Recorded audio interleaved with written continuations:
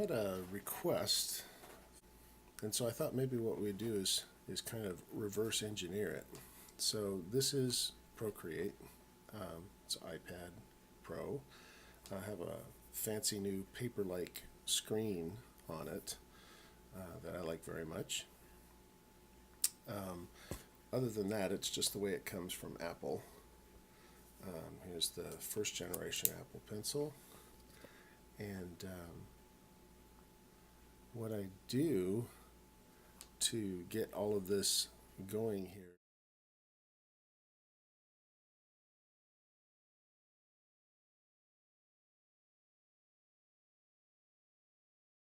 is you have to start with the lettering. So I'm going to just open up the layers so that you can see what I have. This is the original layer here, this one that's locked. This is what I did with the pen actually writing the letters out, and then I locked the layer. I put this rust color. It's a photo of the bottom of a frying pan, and I took that rust and laid it in on top of the letters, and then cut out, selected and cut out around. I'll show you how to do that. And so then I have rust inside the letters like this. And then I turn this layer off because I don't need it anymore. So now I have up here the same layer of the lettering with the rust inside. And then below that I have a layer of highlight. And let me just kind of go in so that you can see that a little bit. So here's the layer with the rust, and then right here is the layer with the highlight. And then it's difficult to see, but there's actually a shadow layer under that. And then there's a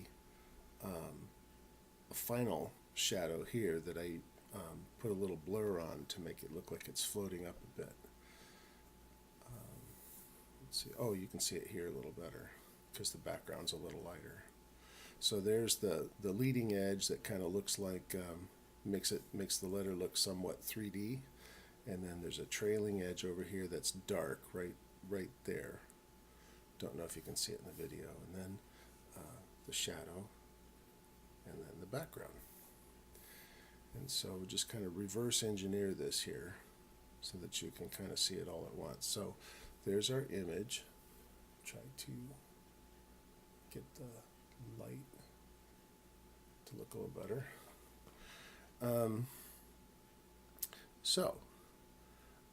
First thing I'll do is I'm just going to turn off the shadow layer in the background.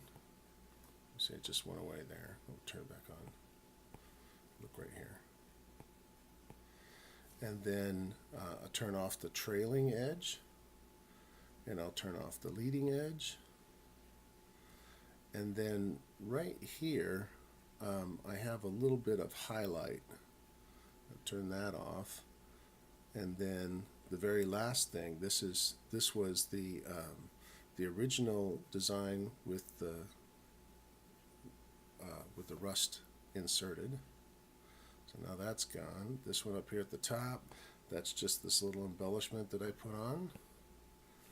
And then this one down here, of course, this is another picture of a rusty surface. We were in this restaurant, and they had like a metal plates on the walls that were it was in an old factory in Redlands, and they had these metal plates on the wall that were just kind of had a natural rusty patina on it, and I thought, oh, that's pretty cool. So I just snapped a quick picture with my phone so that we had that texture that we could use for projects. So take that off. Now we're on white. We're not going to be able to see this layer because this layer is also white, so I'm going to change the background dark, and then I'm going to turn on this original. This is the layer that I did the lettering. I don't know if there's a question about how the lettering goes. This is kind of a slightly modified Celtic lettering style. Just used a broad pen brush, and it's slightly modified. I'll show you that too here. So we'll just turn that off so that we can play with it. I'm going to make a new layer so I don't mess up any of the other ones that I have. So here's the layer here, and then here's the brush. This one, no, that's not the one I used. Let me see. This one here. It's this stiff broad brush. That's the one that I like. And so I'm going to make it big enough to see. So then you have thin strokes going this way like it would be if you were using a broad brush, and thick strokes this way, and then you can get your shapes and circles and all that fun stuff. So this is good for a lot of different of your calligraphy styles. You can do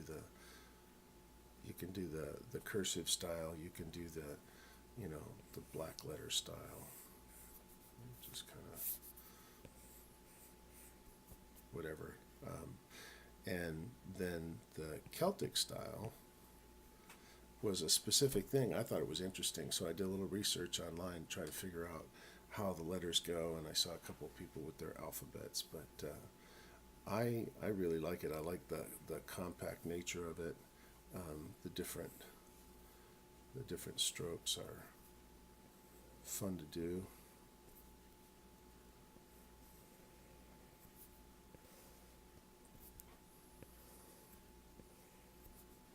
I really like these T's. Now, try to keep it all straight. I do use the drawing guide. If you go into the tool thing here, I guess they call it actions. You can add photos, cut and paste, things like that. This canvas one here has the you can flip the canvas around, resize the canvas and things, but this drawing guide here is super helpful. So I hit the drawing guide and it puts a grid out there so I can keep things straight. So now if I'm going to do that same lettering idea here, I can kind of get those lines going here inside a shape that is outlined for me.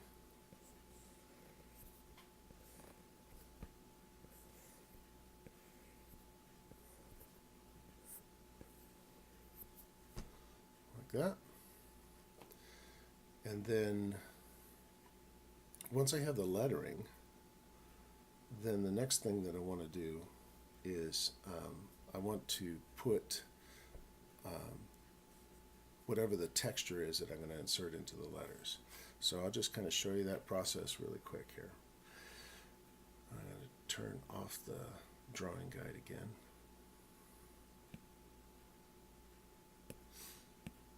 I think maybe I'll make this bigger too. So I'm going to highlight it. Now I can do whatever I want. I can stretch it like this, or turn it upside down, all different things. I'm just going to hit this magnetic thing here so that I can pull it up and keep it consistent. So there's our lettering. Now if I was in a really fussy state, I would probably go in here and clean up all of these edges, everything that's kind of sticking out, and make sure that it's all nice and clean and straight. But since I'm going to fill this with a rusty image, I think it's kind of cool that it's not very refined. I think it's okay that the edge is kind of a little scratchy. Oh, I should probably mention, let me do this really quick also. This brush is a brush that I made. It's just a basic, the pen or the brush is just a basic broad pen that they had that comes with the app. But what I did is I changed the stylus. So so if you open up the brush that's in there, any of them, see this plain broad here. If you open up the brush and then tap on it, then you have all of these different. Can you see them in that video? There we go. You have all of these different attributes of the brush that you can work on. And so this last one over here, source, is really cool. With the source, you can put different pens, pen sources in. So the grain, there's no fanciness with the grain, it's just plain. But the source itself, you see that weird looking, I don't know, looks like a light bulb filament or something. Now this is a design that I drew, and it's thick. Well, it's basically in the shape of the width of a pen, okay, and it's thick on the ends. You see how that corresponds to the thickness on the ends of the stroke, and then it's got these lines and some thinness here. All of that stuff is just kind of experimenting with a lot of different shapes. The source shape, I messed around with a lot of different things to come up with, how to get kind of a variation in the stroke itself. And so I like the way it looks, so I use it. Back in my sign painter days, I would paint signs and use a lot of different kind of brushes for that. And some brushes were very soft and would make a really smooth line, and other brushes are kind of stiff and leave the strokes of the hairs in the strokes that you paint with. And I always kind of like the rustic look. So I created a Procreate brush that has that same kind of rustic result. So that's that. Okay, now moving back to my pen selections, back over here.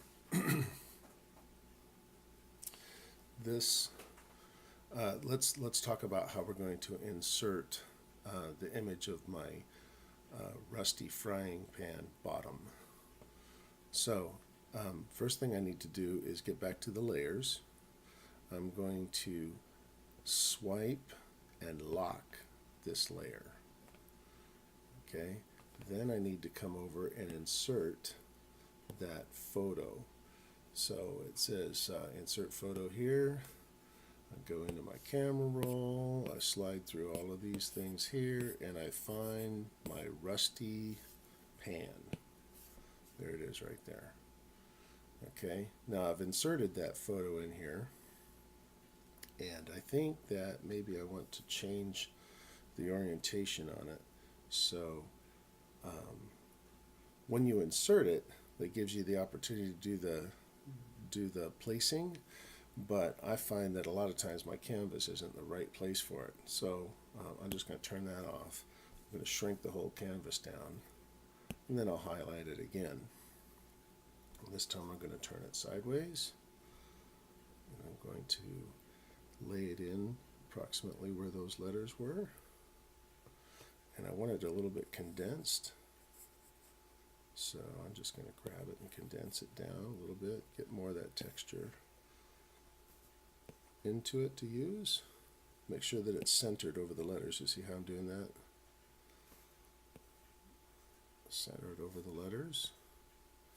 And now it's ready to be inserted. So I'll take the highlight off. Then go back over here to my layers. Now, in tricky situations, maybe I don't see enough of what I had that I want to insert to make sure that it's all lined up correctly. So what you can do is you can take this image part that you're inserting and take the opacity down just a bit. You see, now I can see the letters that I drew, and I can look. Oh, what was that? That was ugly.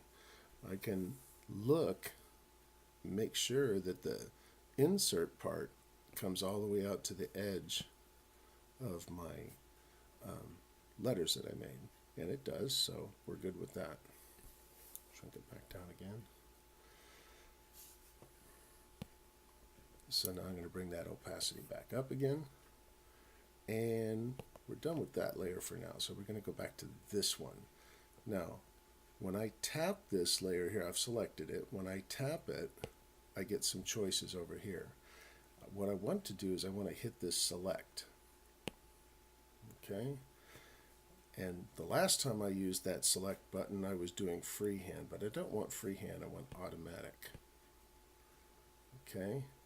And the way that it's done here is now it's selected everything that's not the letters, but I want to invert it so it selects only the letters. And then I'm going to go back to, there's little wavy lines here that show that it's selected, but it's really hard to see because of the texture. So you just kind of have to believe me. The trust is still written with these wavy lines that are moving. Don't know if it's showing up on the video. But I'm going to go over here to the, now this is the inserted image, and I'm going to tap that one. And what I want to do is I want to clear everything that's not highlighted on the trust image. So I'm going to clear, and there it is. Now I have these rusty letters that came directly from the original writing. So now I don't need this white layer anymore. I'm going to turn that one off, and then you can see how that changes what we have here. All right.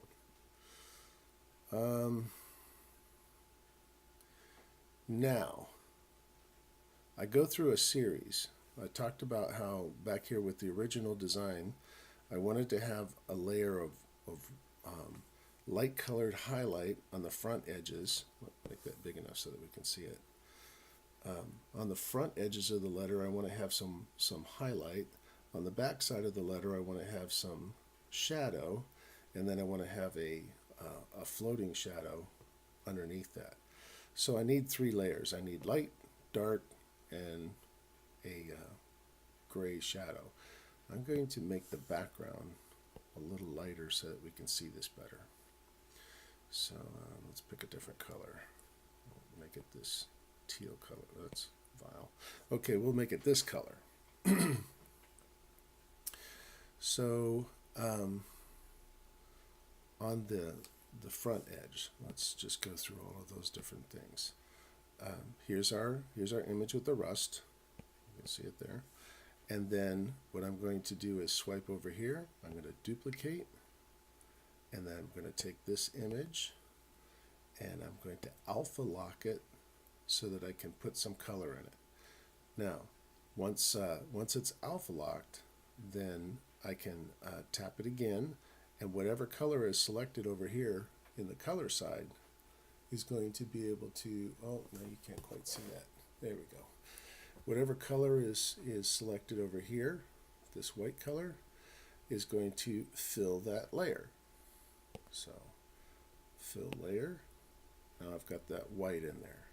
I need to do this again, duplicate, and this time I'm going to fill it with some dark.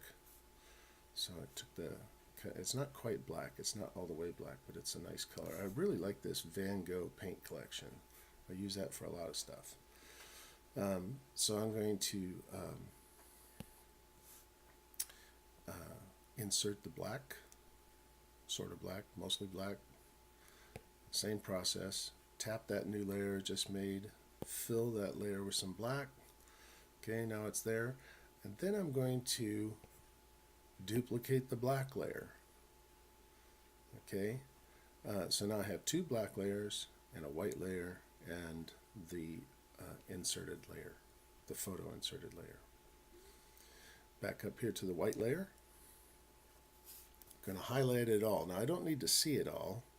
I just need to see, kind of a close-up of what I'm working at because it's going to work for all of it. So I'm going to highlight that light layer, and then I'm going to move just a bit like this to put a white edge on that layer, kind of make it look a little bit 3D. And I'm going to do the same thing with the dark. Highlight it, and I'm going to pull it down the other way now. Let it poke out. So now we have a little shadow. And so it kind of gives that impression of, you could go crazy with this and connect up all the corners and everything to make it look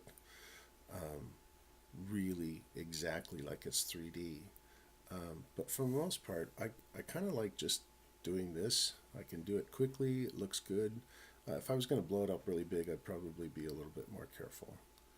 But for just posting stuff on Instagram or whatever, this pulls off the effect pretty quickly. So now I've got a light leading edge, I've got a dark trailing edge, and then here's the awesome part. So now I'm going to take the shadow to make it look like it's floating. So I've highlighted the second black layer. I'm going to highlight here, and I'm going to pull that down so that you can see a lot of that. Okay? Now, this kind of looks pretty cartoonish if you just pull it down totally dark like that.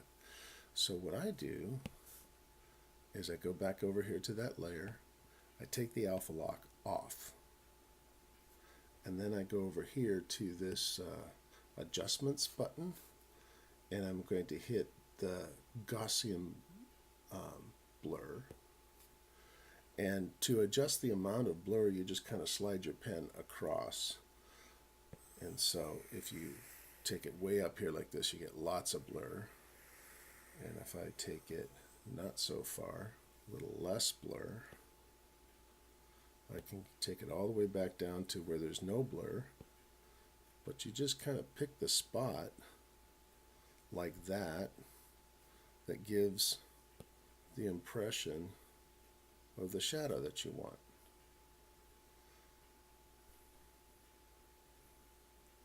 Now if you mess it up, of course, you can hit the back button and take it off and try it again. But I feel like this is probably going to work pretty good. So then I'm going to turn the adjustments off, and I'm going to zoom back out, and I'm going to give it a look and see, well, does that pull off that 3D thing I was looking for? And I'm going to say yes, that looks pretty good. And so now I have rusty cut out letters floating above a green background. If I want the background to be different than this, of course I can put a photo in the layer below and do whatever I want. Maybe I want it to look like it's floating over a piece of wood or floating over some stone or something like that. Going back to that original design, I'm just going to turn all of these layers off so that you can see them. So here's the shadow layer is off. Here's the trailing edge of the 3D, the black is off. The leading edge is off. And then the inserted edge is off. Then I'm going to go back over here, and I'm going to turn on all the things that made that original design we were talking about. So here's that background. Here's the shadow, trailing edge, leading edge. This is one that I did some highlight stuff on, but it's kind of the same as that one there. And then the only thing left is just the little embellishment part with the Celtic cross and the little scroll here. And there we are. Back to that original design again. So, adjust the...